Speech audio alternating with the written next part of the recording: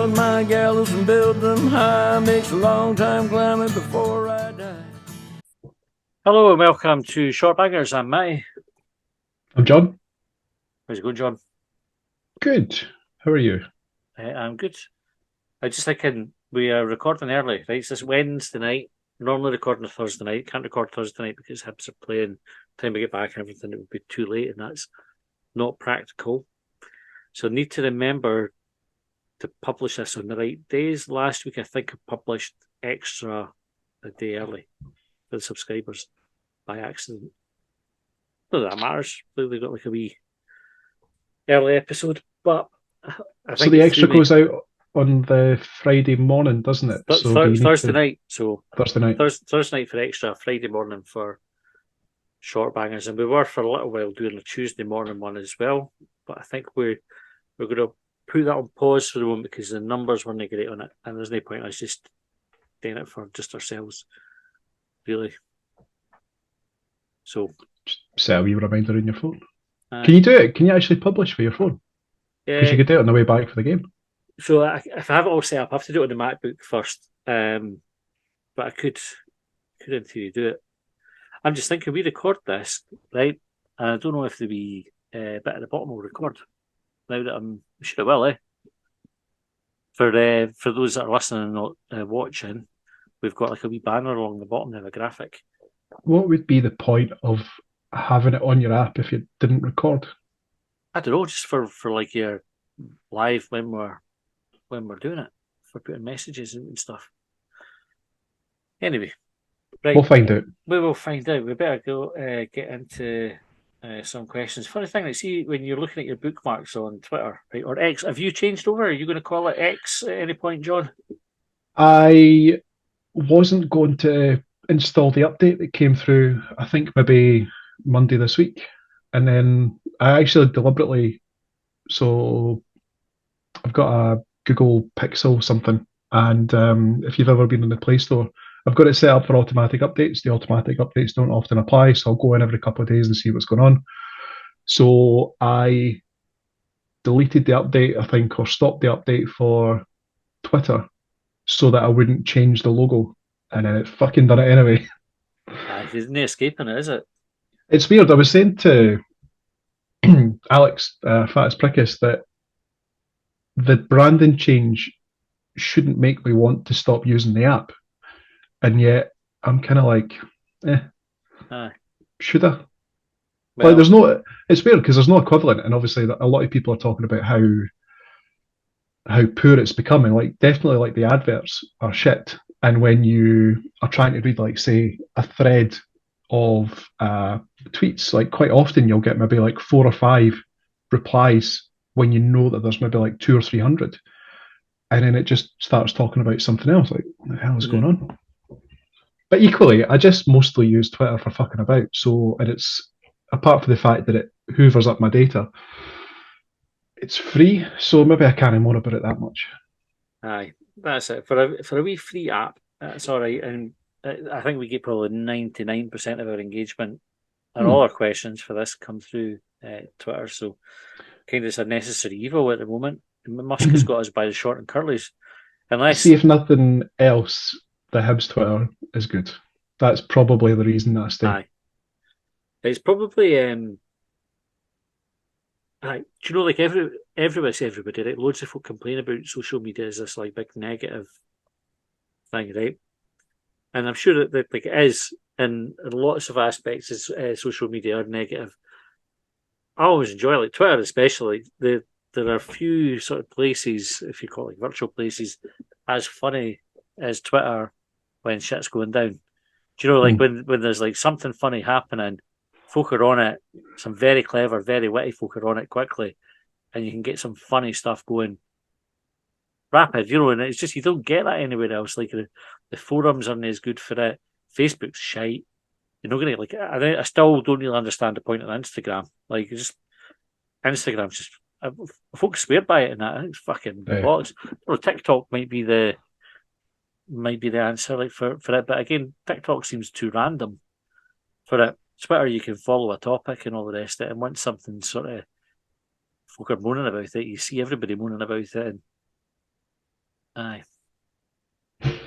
What sort of things do you like to moan about on Twitter? You don't, like Football. you don't Nah, often tweet about under your own name. nah, that And the would. Longmire stuff is just it's usually about him, isn't it? Aye, that's a long bangers usually about Hibs. Although I did tweet, was it the Daily Mail put a woke list out, and it had Oh yeah. like, and I tweeted on the Long Bangers account from this. It said it's like they've done a good guys and wanks list, and the folk on the list are the good guys, and they were the wanks. And one person tweeted and said, "Stick to the football." And I was like, "It's an interesting thing to do because immediately you out yourself as either a good guy or a wank when you reply to a tweet like that." Hmm. Right? And if Subjective, you're isn't it? well, of course it is. Right? These things are all subjective. They could get it right, but if we'd stick to football, and I said no, that was my reply. I just put no, and then it blocked us. Oh, magic! And I mean, we're not blocked by that many folk. I don't think that I've come across, right? But they blocked us after I refused to stick to football Because you wouldn't back down. because I was Because like you're woke. because I was woke. And then somebody else, I can't remember who it was, tweeted said, but it's like there's a grey area in between these things. Like, and it's not like I wish people would understand that there's a grey area, and like not all the things that these people say is right, Hmm. and not all the things that other people say is wrong, which of course is correct. But you probably need to realise that in a tweet, you're not going to get that level of nuance. So you probably just have to read into it. Like you could make a joke or a statement about being that's good guys and wanks, and not mean that that covers everything. It's not Twitter's not subtle enough for you to be able to go out and spell out this is definitively what I mean by this statement. You just have to take it as like at face value. It's interesting because obviously, like social media, whether it's Twitter or a football forum or whatever, I think the one thing that they all have in common is that people fall out. And Oh, it actually just occurred to me that despite human beings having the ability to communicate for millennia, we still haven't mastered the art of discourse on a digital platform or otherwise. this is true. I think people are just predisposed to fall out though. But why? This is not a short binary topic. This is a meaning of life topic. But I want, Uh, like, why is it we seem predisposed to get fucked off at other people? it's a really good question, because I think I'm fine with disagreeing with people and feeling that like I could disagree with you on something, and that wouldn't mean I'm not going to talk to you again. It's life's kind of got like that now, isn't it? So somebody saying stick to politics and you say no, they go, well, I'm going to block you. As if that's like that one single issue is so important to you that you would go, well, fucking never speaking to you again. Is this John? John, you tweeted about politics the other day. I don't think you should. If you went, well, I'm going to keep going. All right, fair enough. Right, did you watch the football last night? Aye. Right, what did you think of that? And then we start, like, that's kind of how it should be. Like, you're allowed to disagree about things. It doesn't mean, even politics, like, you can have friends who disagree with you politically, but that's all right. Folk have different opinions on music and film, everything, do you know? And you can still be pals if we could end it. You'll have some things somewhere that you agree on, otherwise, you probably wouldn't be pals with them.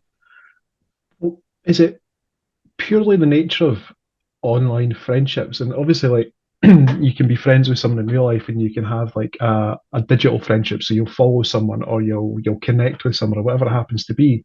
But it seems like those digital friendships seem far more volatile than physical friendships do. Yeah. But this is really the point I'm making. I'm not sure now if in real life it's like that as well. That folk would go, I disagree with you on one thing, so that's it. That's kind of game over as far as any sort of relationship goes. I just think it's bonkers. Like, it's healthy to Mm. disagree. Like, if everybody agreed, how dull would it be? It's all right to kind of say, I didn't agree with you in there. Here's why I didn't agree with you. You either end up agreeing or you end up being happy to disagree and moving on. What's the big fucking deal? Mm.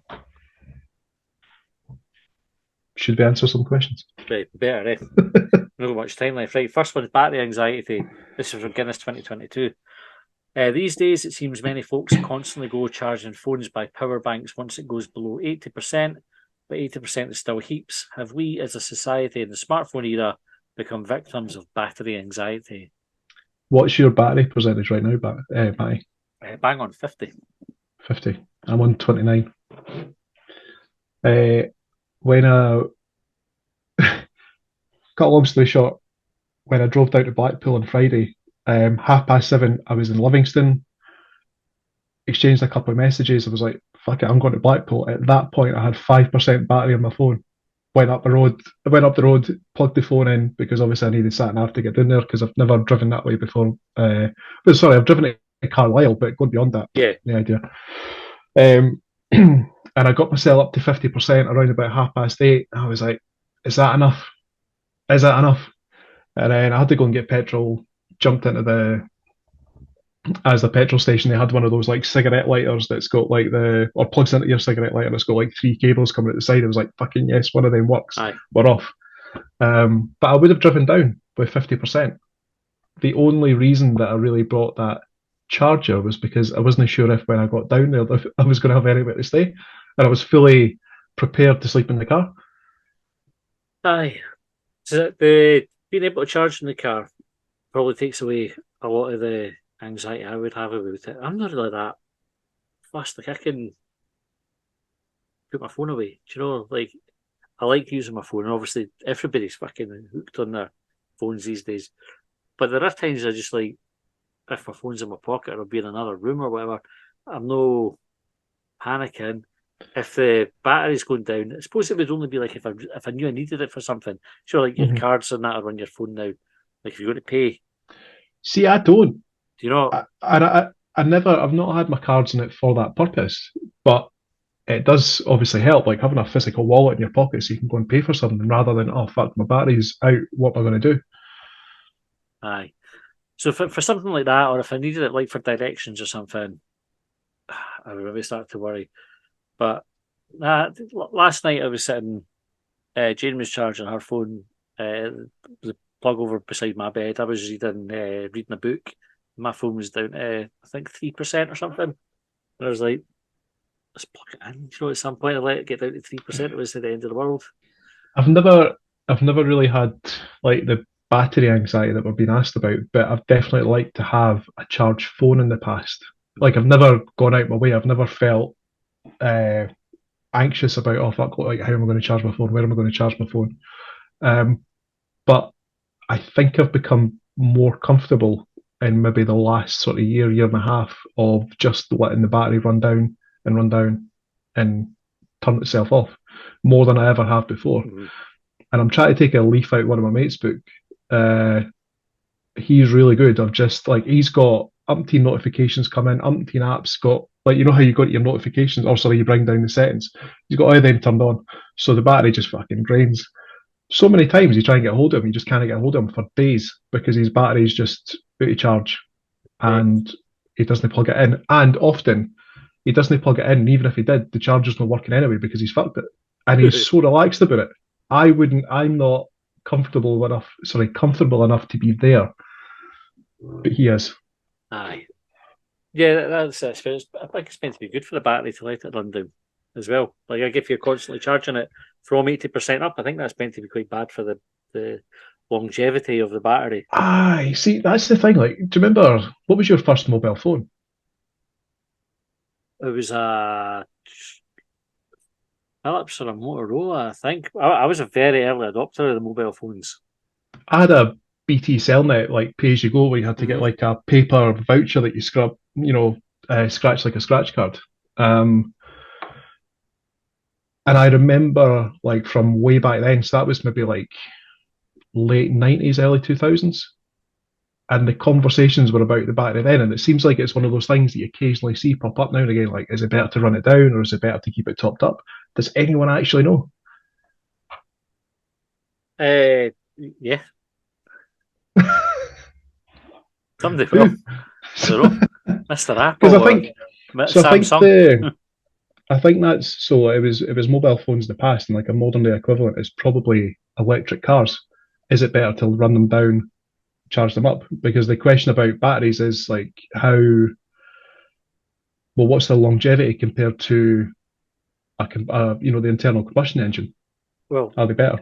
the my car, the guidance is to charge it to 80%. rather than 100. Right. For apparently that prolongs the battery life. There was so it slows down when it's charging. There was somebody explained it. It was quite cool how like an easy way to picture it because like if you plug it into a fast charger, it'll go from 10% to 80% in about half an hour, right? Right. And then then the next 80% up to 100 takes quite a bit longer. Mm-hmm. And they were saying it's to protect the battery, and they said like fill up a cup of water, right? So pour in uh, like from a jug of water into a glass of water, just pour it in as fast as you can. Mm-hmm. And when you do that, invariably what happens is the water starts like pushing it over the top of the glass because you've gone too fast. Because that's like when that starts happening, it fucks your battery. So what you need to do is you can pour it in fast to here, but you need to like stop there and then just be careful with the last wee bit so you don't fuck the battery. Ah, right. Okay. Anyway, Decent analogy. yeah, that's worked for me anyway. When I watched that, I went, that makes sense. Right, Neil Renton asked, what's the best descriptions you've heard? He said, my son came up with two bangers. Blackpool, which is the sort of place where Bruce Wayne's parents were killed. And on Stevie Malin, he always looks like he's just had an afternoon nap.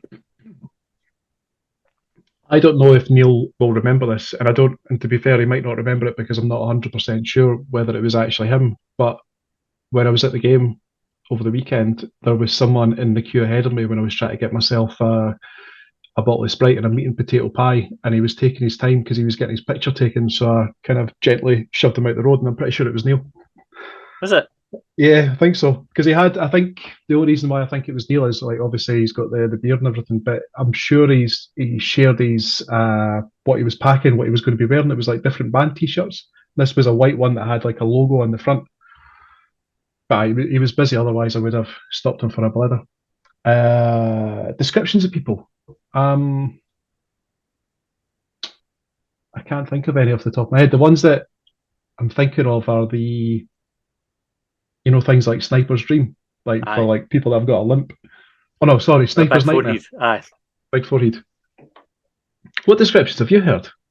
Do you know what? It's funny. It's like one of these questions where like you can loads, and for the life of me, there's none spring to mind. I automatically think of like shooting stars, and they would go like Jack D with your face like a sunny Tuesday, or with your you know, face like a stunned aardvark, things like that, kind of like daft stuff. And it doesn't help. I'm reading the Satsuma Complex, which is Bob Mortimer's novel at the moment, and that's got loads of descriptions in it that are just fucking brilliant. But off Is off there the top of my head, I can't really remember. are there ever amusing descriptions of people that are complimentary, or are they always negative? Oh no, they'll get complimentary ones as well. I'm sure. I need to come How back to this. sure? Like Because you fifteen can't be that percent sure if you sure. can't think of one. Yeah, 15% sure. Right, listen, we've only got a few minutes, and we've got loads of questions for folks. So can we just almost sort of quick fire a couple? Um, Charlie McGrew thinks she made that up. Says naked attraction is the topic. Watched this with the missus the other night and noticed a boy with a cock like Gonzo's nose. There's a description. In brackets, we both laughed. I wonder if it was the shape of it or whether it was blue. When this boy gets aroused, would it straighten itself out or would it just go with the direction it's in, like a kitchen tap? So Gonzo's nose was kind of like out and like Like a hook. tricky, right? Yeah, Like a hook. like yeah, like your fingers sort of cooking down the way. So if he gets aroused, are we expecting it to kind of like shoot out in front of him like Pinocchio? Aye. Uh, When you blow the things and they unravel yes. like one of them What would the alternative be? That it gets like thicker and longer down the way? thicker and longer, yeah, but just like a tap. You'd like to think that if that's the kind of cock that you had, that it seems quite generously proportioned. That God's going to have to fuck you in some way, so it's just going to go straight down, isn't it? Aye, let's go with that. Like it's going to make it useless. Dog Welder said, how many arms are too many? I think four would be plenty. I want to know why. Like Why? why four? Why does four seem like plenty? Why Well, not like is three not enough? Two too little? three would be lopsided. So I think you have to have even numbers. But what if it was at the middle of your chest? Nah. Have you never felt? Have you never been performing a task where you thought to yourself, "I could do with an arm right in the middle of my Right, chest"? like What if you? I wish You it know that was in the way. middle of the film Alien. You know that way that you are carrying something, and I guarantee that almost everyone that listens, possibly everyone in the world ever, has carried something they've said it's no heavy, it's just awkward. A Ah, third arm coming out yeah. the middle of your chest would be ideal for that. I think that they would need to come out like. But would you have shoulders, the equivalent of shoulders down the side, or would they start coming out your back? Oh, like the boy at Spider Man. Well, Yeah, he had 8 arms. Doctor Doctor Octopus. Octavius. Yeah. So it seemed like when you've got 8 arms, I think you can use like a couple of them as legs, pretty much. Oh well, What there's if you could be like Mr. Potato Head, where you could like you didn't always have to have 4 arms. You could just kind of like attach them when you were carrying like a TV, which made it easier. You could have like one arm for every corner. just fetch me arms, fetch me Where arms. would I've you? got to move the telly.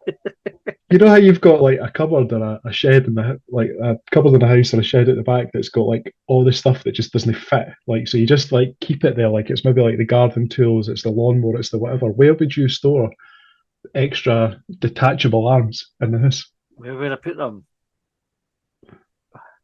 Like, would you put them beside the coats in the wardrobe I would. in your Do you know sock what? drawer? I would put them in the coats, but I would stuff them in the arms of the coats. Is that then you're not using up any extra space, are you? You're just kind of filling a space that's already been taken. What if it was no arms as such that you like detached, but you were able to put on like a jacket, like a biomechanical suit? Yeah. That makes sense because then that's just a garment of clothing. It's no additional appendages. Would it make press ups easier? Potentially more difficult, More awkward, and heavier. but you could maybe do press ups and like lift weights at the same time. If you're a maniac. Um, right, last question because we're out of time. Lex Loafer, and Lex sent in a couple more. Lex, we've only got time for one of your questions tonight, but I didn't want to miss it out. Internet cock botherers is the topic, and it is a good topic to have. Internet cock botherers. Yep, internet cock botherers. Is there a bigger fanny on the web just now than Andrew Tate? Just watched a bit of an interview he did with that clown Candace Owens, where he actually compared himself to Napoleon. I'm not shitting you. I don't think Napoleon. I mean, don't get me wrong. Like, I'm not too up to date on French history, but I don't think Napoleon's necessarily the best person to compare yourself to. Like, he was exiled to an island, I think, and died there pretty Right? pretty miserably. There But was a sorry, Kyle. no, no. There was a clip of a newsreader shared earlier on Twitter.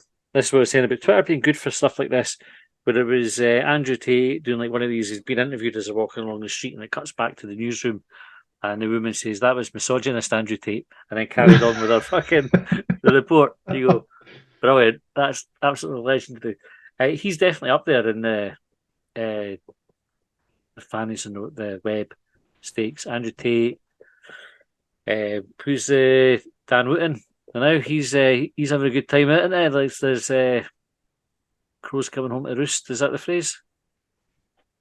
Uh, Chickens, crows. Chickens, crows. They What do fucking crows do if they didn't come home to roost? again just crow about. Just doing some crowing. uh, chickens. Whatever. Chickens come home to roost. That doesn't sound like it's nasty enough, though, doesn't it? That just says, all right, that's the chicken's back. Whereas crows have got a bit of a more sinister meaning. I'm going to have to look it up afterwards. Who's the other boy? The boy who's been doing the interviews with Good Willie and that likes to see himself as some sort of hero for Champion of the downtrodden. the downtrodden. Fucking hell. Do you know it's a James English, is that his name? James English. I've actually listened to some of his podcasts and I thought they were all right for a listen. But then, and this is maybe part of his shtick, if you like, is that he does tackle difficult topics. And the two that I'm thinking of are the one that you've mentioned, David Goodwillie, and then there was the Luke Mitchell murder as well. Oh, aye. And I don't know whether he's, how do I put this? I don't know enough about the Luke Mitchell murder. I've read the court transcript for the David Goodwillie case, and I was listening to that interview hoping that he was going to ask Goodwillie some difficult questions about the case, and he didn't, so it was disappointing. Yeah. Anyway, right, we're out of time. Good questions this week, folks. And if you watched, I hope you liked the wee banner at the bottom. If you did, you can let us know and we'll keep it for next time. If not, we won't. Yeah, thanks for tuning in. Mind and subscribe, and we'll see you next time. Well, they trailed me down when I broke free. I drank all the whiskey in Tennessee. I don't drink what I know.